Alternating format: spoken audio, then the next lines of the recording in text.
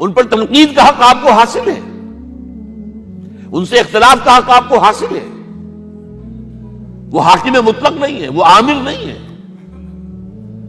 آپ کو معلوم ہے کہ حضرت عمر پر ان کے کرتے کے اعتبار سے جو ہے وہ تنقید ہو گئی تھی.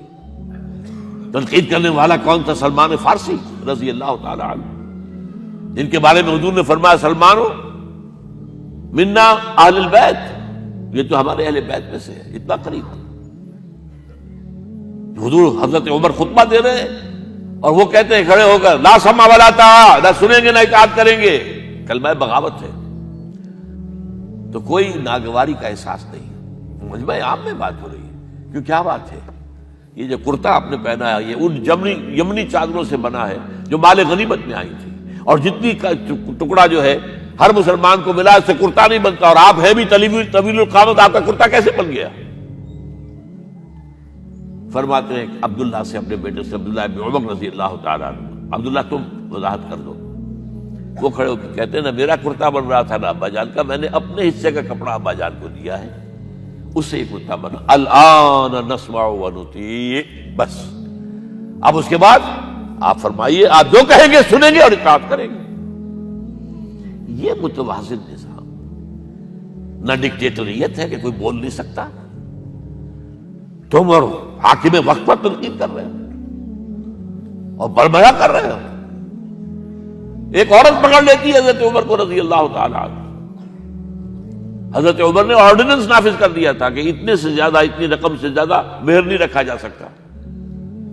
کہ عمر تم کون ہوتے ہو ہمارے حق کے اوپر پابندی لگانے والے؟ جب قرآن میں ہے وَآتَيْتُمْ إِحْدَاهُنَّ قِنْطَارًا، چاہے تم نے اپنی کسی بیوی کو ڈھیروں سونا دیا ہو تب بھی طلاق کی شکل میں واپس نہیں لے سکتے. قرآن قنطار کہہ رہا ہے، آپ کون روکنے والے؟ اور حضرت عمر فرماتے ہیں آج ایک عورت نے عمر کو دین سکھایا، آرڈیننس واپس.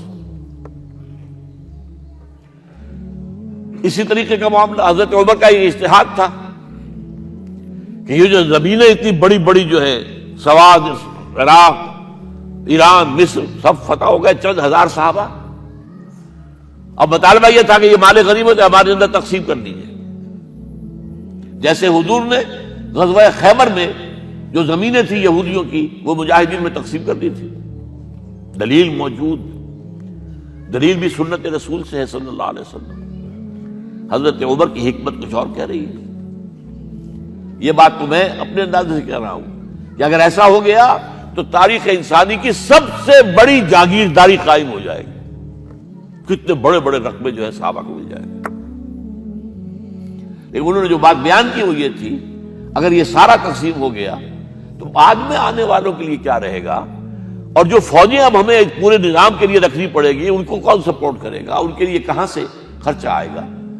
تو انہوں نے طے کیا کہ یہ مال جو ہے مال فے ہے، یہ بیت المال کا ہے. جو مال غنیمت ہے وہ صرف وہ ہوگا جو عین محاذ پر حاصل ہوا ہے.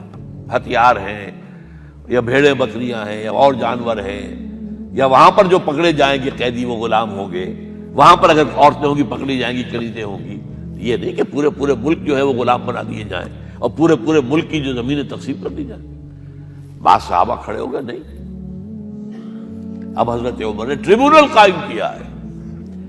5 صحابہ اوس میں سے، 5 خزرج میں سے بیٹھ جائیے، وہاں اپنا بھی وہ پیش کیا نقطہ نظر، باقی انہوں نے بھی کیا.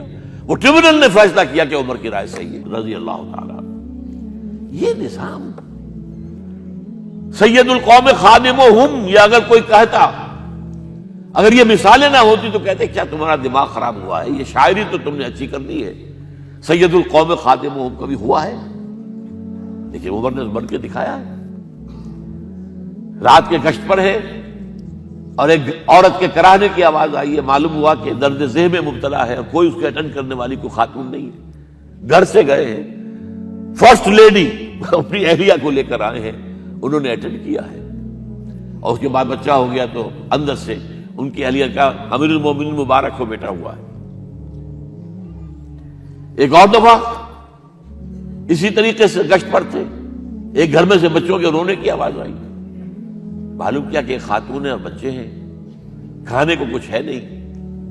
اس خاتون نے کہا میں نے یہ آگ کے اوپر جو ہے ہانڈی رکھی اس میں پانی ہے، اور بچوں کو میں بہلا رہی ہوں کہ کچھ پک رہا ہے، ٹھہرو ذرا صبر کر لو، اسی طرح سو جائیں گے بھوکے۔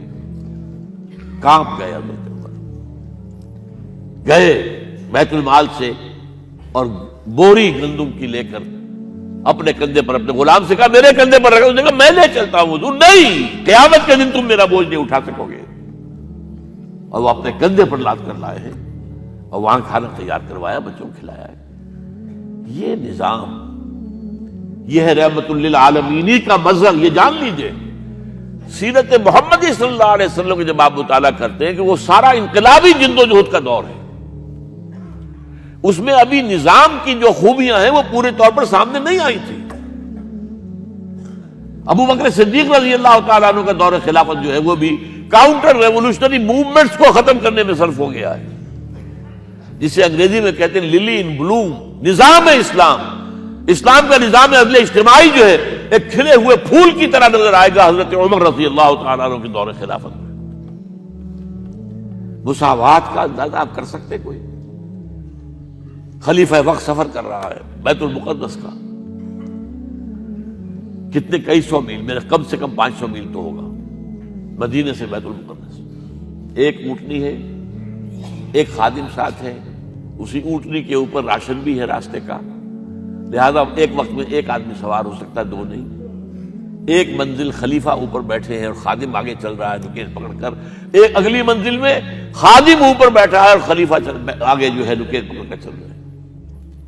جب آخری منزل آئی تو وہ خادم کی باری تھی اوپر بیٹھنے کی، اس نے ہاتھ جوڑ دیے کہ خدا کے لیے لوگ کیا کہیں گے، مجھے کہیں گے تمہاری یہ جرت۔ فرمایا نہیں، الدور دورک، نہیں، یہ تو حساب کا معاملہ ہے، میتھمیٹکس کا معاملہ ہے، یہ تمہاری باری ہے، بیٹھو۔ یہ بلندیاں، یہ عظمتیں، یہ عدل، یہ انصاف، اور پھر یہ کہ بوریا نشین، کوئی محل نہیں۔ ایک آیا ایرانی مدینے میں چکر لگایا، کوئی انہیں محل نظر نہیں آیا، اسے پوچھا ہے اینا ملککم، تمہارا بادشاہ کہاں ہے؟ جواب دیا گیا لیس لنا ملک ولنا امیر، ہمارا کوئی ملک نہیں ہے، بادشاہ نہیں ہے، ہمارا امیر ہے۔ کہاں ہے تمہارا امیر بھائی؟ وہ بیت المال کے کچھ اونٹ گم ہو گئے تھے، سب تلاش کر چکے، نہیں ملا، ہمارا خلیفہ خود گیا ہے۔ کسی کو ساتھ لے کر گیا ہوگا آئیڈینٹیفیکیشن کے لیے، تو دیکھا دوپہر ہو گئی تھی، دھوپ تیز ہو گئی تھی، حضرت عمر اپنے درے کو اپنے گردن کے نیچے رکھ کر ایک درخت کی چھاؤں میں آرام کر رہے تھے۔ نہ کوئی باڈی گارڈ ہے، نہ کوئی محافظ ہے۔